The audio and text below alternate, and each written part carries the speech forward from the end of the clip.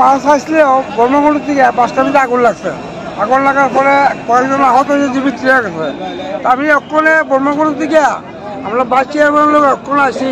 আবার পরে আমি গেছিলাম বাদ থেকে শূন্য আমি ওখানে আসি। আবার পরে দেখি পুলিশ পাবলিক অনেক জড়িত। ফায়ার সার্ভিসের গাড়ি কটা আছে? আর মনে হয় 2টা বা 3টা আছে, আমি সঠিক দেখছি না। কিভাবে আগুন লাগছে গাড়িতে? আগুনটা মনে হয় বেলার থেকে কোনো শর্ট হয়েছে, এটা আর কি মানে শর্ট হয়েছে মনে হয়। মানে আগুনটা কি বড় ধরনেরই? বড় ধরনের হয়েছে, ওই তো বাসটা করে পড়া চাই।